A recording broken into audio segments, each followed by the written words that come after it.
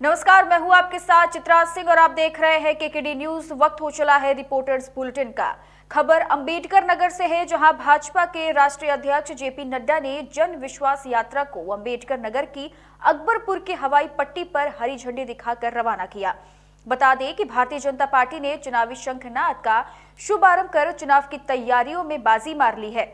बता दें कि इसी के साथ पूरे प्रदेश में भाजपा की जन विश्वास यात्रा भी शुरू हो गई। इस यात्रा में शामिल होने के लिए भाजपा के राष्ट्रीय और प्रदेश स्तर के बड़े नेताओं ने कई दिनों से डेरा डालकर तैयारियों को अंतिम रूप दिया। जन विश्वास यात्रा के आगे भाजपा नेता और कार्यकर्ता नाचते गाते चल रहे थे। सभा स्थल हवाई पट्टी के मैदान पर खचाखच भरे लोगों को संबोधित करते हुए राष्ट्रीय अध्यक्ष ने कहा कि भाजपा की योगी सरकार ने प्रदेश के किसानों के लिए समर्पित होकर कार्य कर किसानों की उपज को दुगना किया। इस कार्यक्रम में राष्ट्रीय मंत्री बी सत्या कुमार, केंद्रीय मंत्री धर्मेंद्र प्रधान, पंकज चौधरी, लल्लू सिंह, कौशल किशोर भी मौजूद रहे। खबर अंबेडकर नगर से सामने आ रही है, जहां एक तरफ महिला सुरक्षा के नाम पर उत्तर प्रदेश सरकार भले ही लाख दावे करे, लेकिन थाना जहांगीरगंज में तैनात एक महिला सिपाही खुद न्याय के लिए महीनों से परेशान है। तो वहीं सोचने वाली बात है कि आम महिलाओं की कितनी सुरक्षा और सुनवाई होती होगी।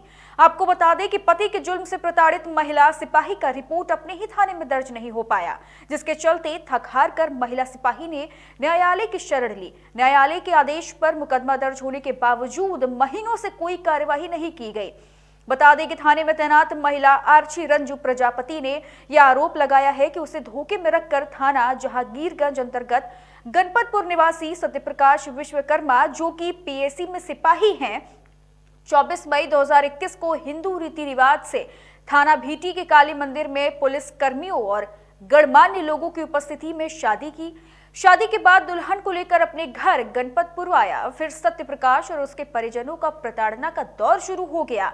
महिला सिपाही ने बताया कि खुद सत्यप्रकाश, उसके पिता रामजीत, सास प्रेमा देवी, ससुर का भाई बिरजू व नंद प्रिया ने शादी में 10 लाख रुपए व एक स्विफ्ट डिजायर कार की मांग करने लगे।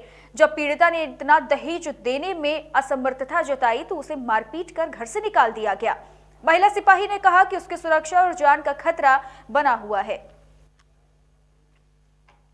मैं रंजू महिला कांस्टेबल थाना जहांगीरगंज में तैनात है। क्या मामला है आपका?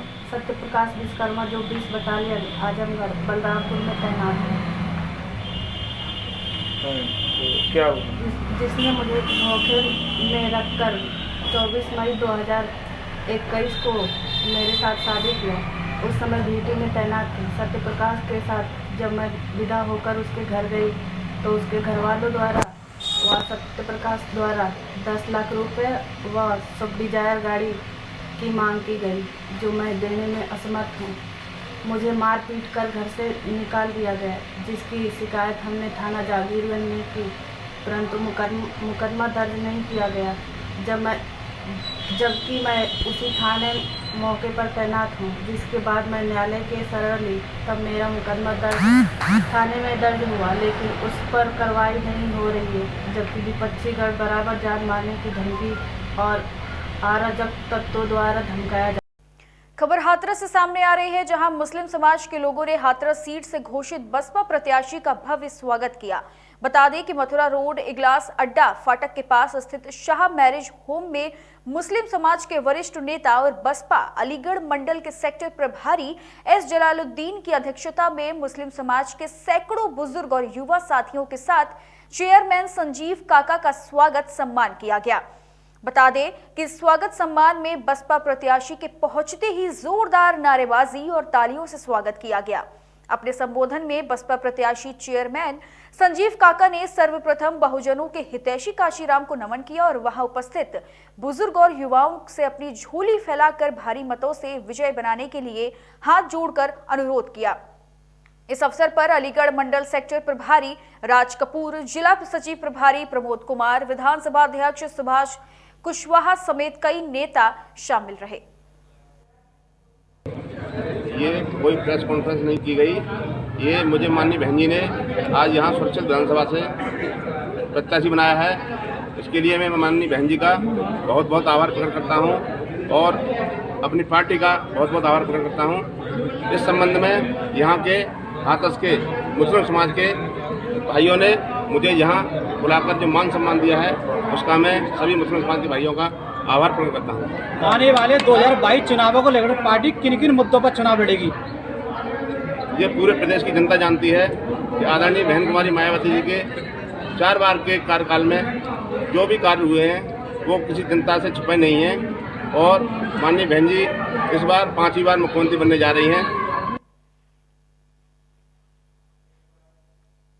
खबर हाथरस से है, जहां पुलिस अधीक्षक विनीत जायसवाल के आदेश पर अपराधियों के खिलाफ चलाए जा रही धरपकड़ अभियान के क्रम में अपर पुलिस अधीक्षक हाथरस के निर्देशन और क्षेत्राधिकारी सादाबाद के कुशल नेतृत्व में थाना मुरसान पुलिस द्वारा शादी समारोह से आभूषण चोरी करने वाले 2 शातिर चोरों को गिरफ्तार करने में महत्वपूर्ण सफलता प्राप्त की है।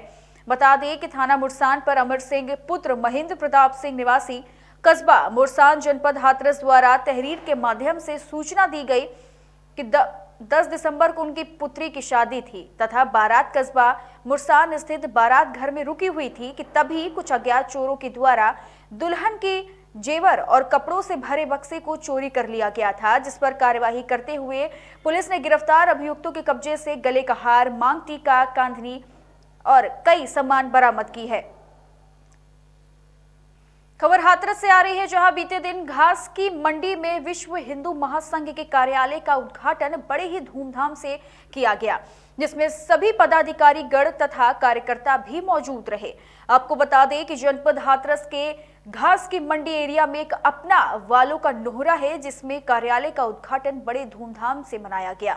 बता दें कि ये वही विश्व हिंदू महासंघ है जिसके राष्ट्रीय अध्यक्ष योगी आदित्यनाथ हैं। कार्यालय का उद्घाटन विधि विधान के साथ हवन कर किया गया।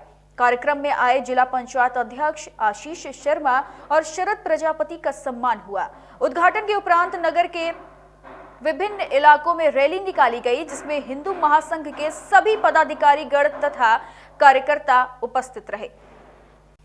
अगली खबर उन्नाव से है, जहां साहित्य के प्रणेता रहे अतुल मिश्र के सम्मान में अभ्युदय सेवा संस्थान का नॉर्मल ग्राउंड में 5वां अखिल भारतीय कवि सम्मेलन संपन्न हुआ, जिसमें अतुल की स्मृतियों को संरक्षित करने के लिए साहित्य आयोजनों में आए सभी लोगों ने श्रद्धांजलि अर्पित की। मुख्य अतिथि के रूप में राज्य मंत्री मोहसिन रजा भी पहुंचे और अतुल मिश्रा की फोटो पर श्रद्धांजलि अर्पित करी। आपको बता दें कि सम्मेलन में आए राज्य मंत्री ने समाजवादी पार्टी पर पलटवार करते हुए कहा कि जब किसी भ्रष्टाचारी पर छापे की कार्यवाही होती है तो समाजवादियों को परेशानी होती है और कहते हैं हमें उत्तर प्रदेश की पुलिस पर भरोसा नहीं। देखिए, हमारी समझ में नहीं आता कि समाजवादी पार्टी के मुखिया लगातार जब आतंकियों को छापा मारकर पकड़ा जाता है तब वो हमारी पुलिस पर सवाल उठाते हैं कि हमें उत्तर प्रदेश की पुलिस पर भरोसा नहीं है। जब आज भ्रष्टाचारियों को पकड़ने के लिए या उनके ऊपर कोई कार्रवाई करने के लिए कानूनी कार्रवाई हो रही है कि जिन्होंने भी भ्रष्टाचार किया है या जो इसमें लिप्त पाए गए लोग हैं उनके खिलाफ कानूनी कार्रवाई हो रही है, तो आतंकियों पर भी कार्रवाई हो तो भी परेशानी, भ्रष्टाचारियों पर कार्रवाई हो तो परेशानी है। और आप बलात्कारियों को, आतंकवादियों को, अपराधियों को महिमा मंडित करने में आपको कोई परेशानी नहीं होती है। हमारी समझ नहीं आता ये कौन सी विचारधारा है इनकी। कम से कम खबर बांदा से सामने आ रही है, जहां उत्तर प्रदेश के डिप्टी सीएम केशव प्रसाद मौर्य के संभावित दौरे को लेकर जिला प्रशासन अलर्ट हो गया है। आपको बता दें कि डिप्टी सीएम के आने से पहले ही जनपद में सड़कों की मरम्मत का काम शुरू हो गया, जिसके चलते सालों से टूटी सड़कें बनने लगी है। मामला चित्रकूट से सामने आ रहा है, जहां रामघाट स्थित भजना आश्रम में रविवार सुबह कब्जा करने के लिए करीब 200 दबंग घुस आए और दबंगों ने आश्रम के मैनेजर को बंधक भी बना लिया और इसके साथ ही साथ महिलाओं के जेवर भी छीन लिए। जैसे ही इस घटना की सूचना पुलिस को मिली तो पुलिस ने कई लोगों को हिरासत में ले लिया। इस घटना के बाद से पूरा इलाका छावनी में तब्दील हो गया है। वहीं भजन आश्रम के ट्रस्ट मैनेजर राम अवतार यादव ने आरोप लगाया कि बड़ा मठ के महंत वरुण अवस्थी ने अपने गुर्गों के साथ घर में घुसकर अवैध असलहों के बल पर बंधक बनाकर मारपीट की। आश्रम में मौजूद महिलाओं के साथ भी मारपीट की गई। साथ ही घर में तोड़फोड़ करते हुए उनके सामान को लाद कर किसी अन्य जगह पर फेंकवा दिया गया और जब उन्होंने इस बात की पुलिस को सूचना दी तो मौके पर पहुंची पुलिस ने दबंगों को ही संरक्षण देते हुए उन्हें बाहर भगा दिया और उनके खिलाफ अभी तक कोई कार्रवाई नहीं की। भाजपा के ऐसे कोई भी लोग नहीं आए जो यहाँ कोई राजनीति करें। साधु संतों का मैटर चल रहा है। अवैध रूप से कब्जा करने का बार बार प्रयास किया जा रहा है चित्रकूट के मठ मंदिरों में। और यहाँ पे जितनी अन्य पार्टी हैं, जितने नेता हैं, वो सब यहाँ पे साधु संतों की संपत्ति को अवैध रूप से हथियाने के लिए बराबर प्रयासरत हैं और सारे गुंडे पाल रखे हैं। सुबह से यहाँ पे गुंडागर्दी चल रही है। इसमें प्रशासन की कैसी भूमिका है? प्रशासन क्या कर रहा है? प्रशासन इसमें अभी तक पता नहीं। सुबह से हुई कार्रवाई में अभी तक प्रशासन निर्णय नहीं ले पाया। आखिरकार ये चल क्या रहा है? प्रशासन की कोई मिलीभगत तो नहीं है इसमें। क्या नाम? प्रशासन क्यों नहीं इसको जो है निर्णय क्या नाम है संज्ञान में लेके? न इनका हमारा कोई वार्तालाप हुआ है, न कोई हमारे इनका विवाद हुआ है। रह गया प्रश्न इस मकान का, तो मकान का मुकदमा न्यायालय में विचाराधीन है। आज इस प्रातः 6 बजे अनावश्यक 200-300 आदमियों को लेकर हमारे पर चढ़ाई बोल दिया। हमारा सारा सामान फेंकवा दिया। हमारे बच्चों को हमको मार पीट के बेदम कर दिया। हमको बांध करके बंधक बना के यहाँ इसमें डाल दिया हमारे आंगन में। ये सारा सामान आपके सामने बिखरा पड़ा है। सारा जेवर, सारे कीमती बर्तन, सारे कपड़े सब उठा ले गए यहाँ से। समझो, हमारे साथ ऐसी अनायास इन्होंने घटना किया है। और अभी भी हमें मारने के लिए कह रहे हैं कि साले रात अगर मिलती है तो तुम्हारी कत्ल करके लाश ही निकालेंगे यहाँ से। क्यों कर रहे हैं ऐसा?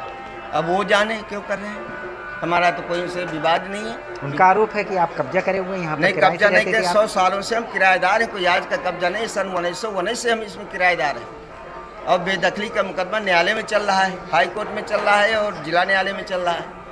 तो वो करें वहाँ से हम लोग जीत गए हैं। जीत गए तो हमको कागज दे देते, शासन के द्वारा नोटिस दे देते, पुलिस द्वारा हमको बता देते, हम खाली कर देते। आज थाना कोतवाली क्षेत्र के अंतर्गत भजनाश्रम नामक एक स्थान पर किराएदारी तथा निवास स्थान को लेकर 2 पक्षों के बीच विवाद की स्थिति उत्पन्न हो गई। इस संदर्भ में वहां मारपीट की घटना भी सामने आई है। पुलिस द्वारा तत्काल मौके पर पहुंचकर दोनों पक्षों को शांत कराया गया है और मौके पर शांति व्यवस्था बनाई रखी गई है। इस संदर्भ में पुलिस द्वारा 8 लोगों को हिरासत में लिया गया है और पूछताछ की जा रही है। सभी पक्षों की जांच करके अग्रिम विधिक कार्रवाई हो रही है। खबर चित्रकूट से सामने आ रही है, जहां बहुजन समाज पार्टी ने चित्रकूट में दोनों विधानसभा सीट के उम्मीदवारों की आधिकारिक घोषणा कर दी है। आपको बता दें कि चित्रकूट 236 विधानसभा से बसपा ने पहली बार अपने उम्मीदवार पुष्पेंद्र सिंह को उतारा है, तो वहीं दूसरी ओर पाल बिरादरी से मानिकपुर 237 विधानसभा से बलबीर पाल के ऊपर दांव लगाया है। जिसके बाद यूपीटी में पुष्पेंद्र सिंह ने एक प्रेस वार्ता में कहा कि इस बार विधानसभा चुनाव में बसपा लहराएंगे अपना परचम। खबर यूपी की राजधानी लखनऊ से है, जहां राष्ट्रीय उद्योग व्यापार मंडल द्वारा आयोजित व्यापारी महासम्मेलन में व्यापारियों को संबोधित करते हुए राष्ट्रीय अध्यक्ष अमित गुप्ता ने कहा कि सरकार को खुदरा व्यापार बढ़ाने के लिए ऑनलाइन व्यापार करने वाली ई कॉमर्स कंपनियों के ऊपर जल्द से जल्द कानून बनाना चाहिए। तो वहीं बांदा जिले के रवि शिवहरे ने कहा कि ऑनलाइन व्यापार फुटकर व्यापारियों को दीमक की तरह खा रहा है। इस पर जल्द से जल्द सरकार को नए कानून बनाकर सबके साथ एक समान व्यवहार करना चाहिए। आप सबको यह जानकर गर्व होगा कि हमारे राष्ट्रीय अध्यक्ष जी अपने प्रदेश में ही नहीं अपितु पूरे देश में इस संगठन के माध्यम से हर जगह व्यापारी भाइयों को एकत्रित कर रहे हैं। और साथ ही साथ हम सब लोग ज्यादा से ज्यादा संख्या में शायद उत्तर प्रदेश से ही होंगे, क्योंकि राजधानी में कार्यक्रम रखा गया है। आने वाले समय में जब हमारे राष्ट्रीय अध्यक्ष जी पूरे देश भर के व्यापारियों को इकट्ठा करेंगे, तब हम सबको अपनी ताकत का एहसास होगा। इन्हीं खबरों के साथ इस बुलेटिन में फिलहाल इतना ही। आगे की तमाम खबरों के लिए आप बने रहे केकेडी न्यूज के साथ।